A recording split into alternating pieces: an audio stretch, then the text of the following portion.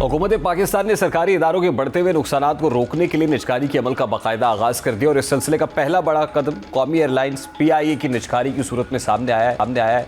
आरिफ हबीब consortium ने 135 अरब रुपए की सबसे ज़्यादा बोली देकर PTI के 75% हिस्से हासिल किए हैं और हुकूमती मौक़िफ़ के मुताबिक इस निजकारी का बुनियादी मकसद सरकारी ख़जाने पर पड़ने वाले बोझ को कम करना और PIA को इस्लाहात के जरिए एक मुनाफा बख्श और मयारी एयरलाइन में तब्दील करना है। ये खबर बिलाशुबा पाकिस्तान की माशी पॉलिसी में एक अहम मोड़ की निशानदेही करती है। PIA कई दहाइयों से खसारी की अलामत बन चुकी थी, जहां हर साल अरबों रुपए की सब्सिडी के बावजूद इदारा अपने पाँव पर खड़ा नहीं हो सका। बदइंतज़ामी, सियासी मुदाखलत, गैर ज़रूरी भर्ती और पुराने तैयारों पर इन्हिसार ने कौमी एयरलाइन को आलमी मुकाबले से बाहर कर दिया। ऐसे में निजकारी हुकूमत के लिए एक मुश्किल लेकिन नागुज़ीर फैसला बन चुकी थी। अब निजकारी के बाद PIA में सबसे बड़ी तब्दीली उसकी ऑपरेशनल निज़ाम में मुतवक्के है। इस वक्त PIA के पास 38 तैयारे मौजूद हैं, जिनमें से सिर्फ 18 ऑपरेशनल हैं, जो किसी भी एयरलाइन के लिए ख़तरनाक हद तक कम सलाहियत को ज़ाहिर करता है। मीडिया रिपोर्ट्स के मुताबिक निजी इंतज़ामिया के तहत पहले मरहले में PIA के तमाम 38 तैयारों को दोबारा ऑपरेशनल बनाने का मनसूबा बनाया गया है, जबकि दूसरे मरहले में तैयारों की तादाद बढ़ाकर 65 तक ले जाने का हदफ मुकर्रर किया गया है। इससे न सिर्फ परवाज़ों में इजाफा होगा बल्कि नए बैनुल-अक़वामी रूट्स की बहाली भी मुमकिन हो सकेगी। माली पहलू से देखा जाए तो ये निजकारी महज असासे बेचने का मामला नहीं बल्कि इदारे की बहाली का मंसूबा भी है। जैसा कि 135 अरब रुपए की बोली में से सिर्फ 10 अरब 12 करोड़ 50 लाख रुपए हुकूमत को अदायगी की जाएगी। ये रकम बराह रास्त हुकूमती ख़जाने में मुंतकिल होगी, जबकि बाकी 92.5% रकम जो 124 अरब 87 करोड़ 50 लाख रुपए बनती है PIA कॉरपोरेशन लिमिटेड में सरमाए के तौर पर लगाई जाएगी। ये रकम PIA की इस्लाहात, तैयारों की ख़रीदारी, कर्ज़ों की तंजीम नौ और सर्विस मयार बेहतर बनाने पर खर्च किए जाएंगे। और कंसोर्शियम की जानिब से ये भी वाज़ेह किया गया है कि ज़रूरत पड़ने पर सरमायाकारी में मज़ीद इजाफा किया जाएगा, जो इस बात का इशारा है कि शोबा PIA में तवील मुद्दती पोटेंशल देख रहा है। इस वक्त सनाउल्लाह खान साहब हमारे साथ मौजूद हैं, सीनियर सहाफ़ी हैं, माशी तजियाकार हैं। अस्सलाम वालेकुम सनाउल्लाह खान साहब, बहुत बहुत शुक्रिया आपके वक्त के लिए। सर, सबसे पहले तो ज़ाहिर है एक बहुत बड़ा ब्रेक थ्रू है PIA में भी कि ये कंसोर्शियम ने ये जो बिड विन की और उसके बाद PIA की प्राइवेटाइजेशन का जो एक बहुत बड़ा मरहला है वो तय कर लिया गया है। आपको लगता है कि ये हुकूमत के लिए फ़ायदे का सौदा है, को खसारे का सौदा है, घाटे का सौदा कर लिया हुकूमत ने या फ़ायदा हुआ? रेहान, बहुत शुक्रिया। रेहान, एक तो किसी भी इवेंट बढ़ के बगैर मैं तो कम से कम इस पे खुश हूँ और इसको सपोर्ट करता हूँ और बड़ी खुशकिस्मती है इस मुल्क की भी और इस कौम की भी कि आखिरकार हम एक ऐसा डिसीजन करने में कामयाब हुए जो हम पिछले 21 साल से नहीं कर सके। और इस डिसीजन के पीछे भी एक फ़िलासफ़ी है और मैं तो इस नतीजे पर पहुँचा हूँ, बल्कि पिछले 25-30 साल में जो हमने रिपोर्टिंग की है कि कोई सियासी हुकूमत ये नहीं कर सकती, क्योंकि सियासी हुकूमतों के जो पॉलिटिकल इंटरेस्ट होते हैं, कुछ वेस्टेड इंटरेस्ट होते हैं, उसमें कोई काम नहीं हो सकते। ये जो काम किया गया है पाकिस्तान, क्योंकि इस वक्त IMF प्रोग्राम में, आपको पता है 37 माह का IMF प्रोग्राम है $7 बिलियन का, तो इसमें मेन फैक्टर जो लोग जिसको डिस्कस नहीं कर रहे, अगर IMF का आप जो पूरा उनका पेपर पढ़ें तो उसमें ये आपके ऊपर एक बेंच मार्क है, एक शर्त भी थी कि आपने PIA की निजकारी, इसकी डेडलाइन बड़ी है, आपको पता है 2 मरतबा, अब 31 दिसंबर डेडलाइन थी इसकी, तो डंडे के जरिए यहाँ पर काम हो सकते हैं, चीज़ें सीधी हो सकती हैं। बाकी तो राइट साइजिंग कमेटी चल रही है, वहाँ पर आपके पॉलिटिकल जो वजीर हैं बैठ के कहते हैं कि अगर आपने ये इदारे बेच देने हैं, बंद कर देने हैं, तो हम यहाँ वजीर बन के गाड़ी लेने के लिए आए हैं। तो ये बड़ा क्लियर है। अब ये डिसाइड करना पड़ेगा आपको अपनी पॉलिसी बतानी पड़ेगी कि हुकूमत ने बिजनेस करना है या हुकूमत ने गवर्नेंस करनी है। ये दुनिया में कहीं भी नहीं होता कि आप सारे इदारे खुद चलाएं। माजी में आपको पता है स्टील मिल को निजकारी करने की कोशिश की गई, वो नहीं हो सकी और आज स्टील मिल स्क्रैप की तरह पड़ी हुई है, उसकी सिर्फ ज़मीन है, बाकी जितने उसके प्लांट थे वो कोई स्क्रैप में भी लेने के लिए तैयार नहीं है। तो अच्छा फैसला है, इसका इम्पैक्ट अच्छा आएगा। ठीक है सनाउल्लाह साहब, देखिए आपने दुरुस्त निशानदेही की कि अगर माजी में प्राइवेटाइजेशन नहीं हो सकी और ज़ाहिर है एक सफ़ेद हाथी बन गया ये और खसारा बहुत ज़्यादा था, तो उसमें सियासी मसलतें आड़े आती रही, यूनियंस बनती रही, फिर वो स्टाफ को निकालने की जब बात होती रही, फिर प्रोटेस्ट होते रहे और फिर हुकूमतों को नज़र आता रहा कि उनका जो पॉलिटिकल कैपिटल है वो लूज़ हो रहा है।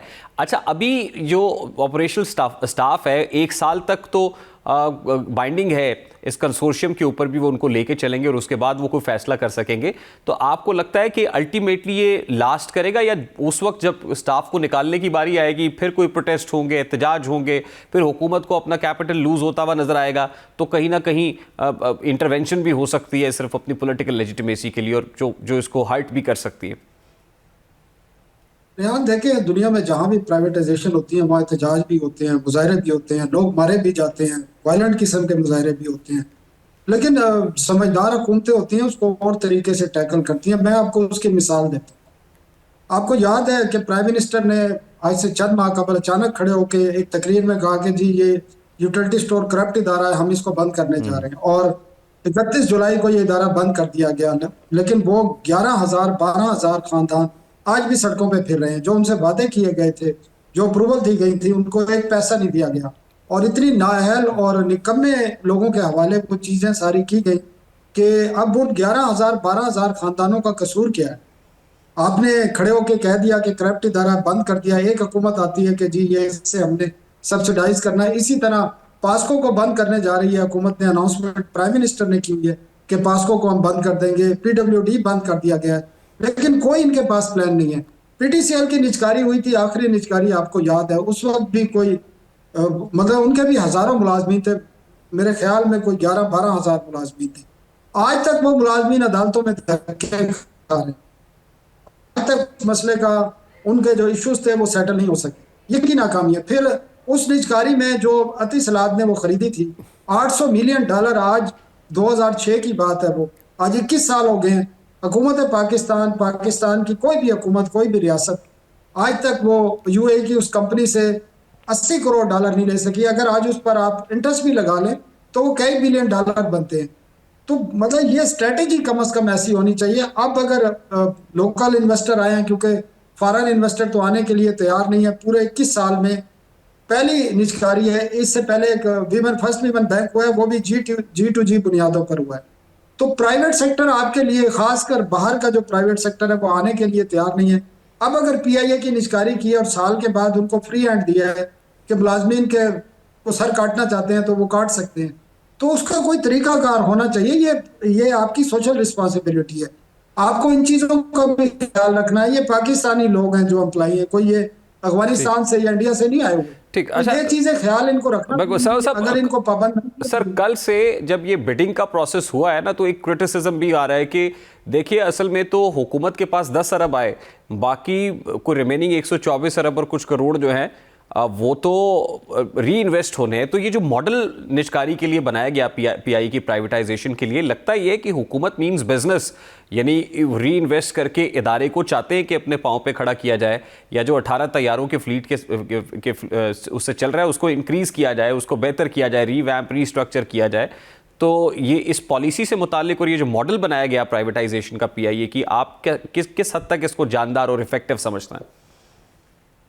रेहान, इस मॉडल से एक बात बड़ी क्लियर होगी कि जो हुकूमत, जो लोग ताकत में है इस वक्त, उनको समझ आ गई है कि पॉलिटिकल गवर्नमेंट जो है इदारे नहीं चला सकती, ना उनकी कैपेसिटी है, ना उनके अंदर इतनी सलाहियत है, ना वो करना चाहते। और ये जो पैकेज पूरा बनाया गया है, इसके अलावा आपके पास कोई दूसरा रास्ता नहीं। आपने जब एक्सप्रेशन ऑफ इंटरेस्ट मांगे PIA के लिए, तो 8 कंपनियां आई, उसमें कोई गैर मुल्की कंपनी नहीं थी। ये जो 4-4 के कंसोर्शियम बनाए गए बड़े इन्वेस्टर के, पाकिस्तान में एक तो आपको पता है कोई इतना बड़ा सरमायादार है नहीं कि वो पूरा इदारा खुद खरीद ले।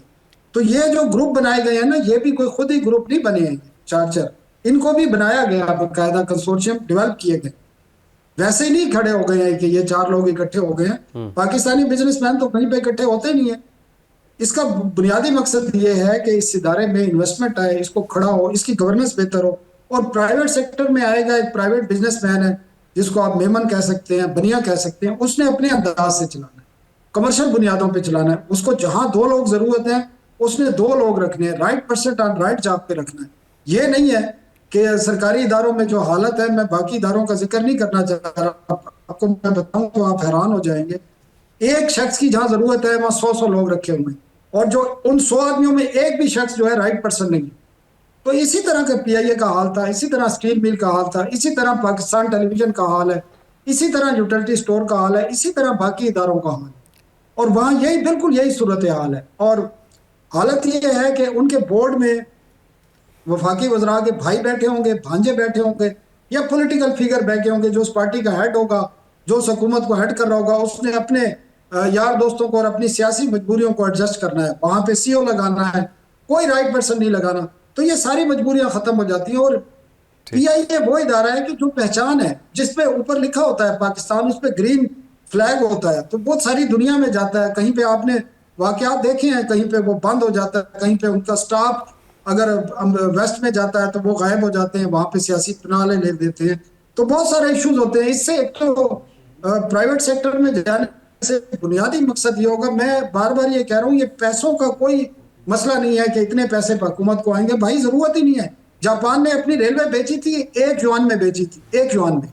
भाई बात ये नहीं है, आप अपने पास रख लें। आज आपका साल का 50 अरब रुपए लॉस है, मैं गारंटी देता हूँ 2 साल बाद ये 100 अरब रुपए होगा, 3 साल बाद वो 300 अरब रुपए होगा, बिल्कुल कम नहीं होगा। तो भाई ये बहुत सारी चीजें इसमें फैक्टर होंगे। इसकी गवर्नेंस बेहतर होगी तो परफॉर्मेंस भी बेहतर होगी। तैयारे सारे खराब पड़े हुए हैं। वो 18 कह रहे थे, मैं मुझे नहीं जो चलाए, वो 14-15 तैयारे भी ऑपरेशन नहीं है, और वो भी मोस्टली लीज पर है आपके। बिल्कुल सही।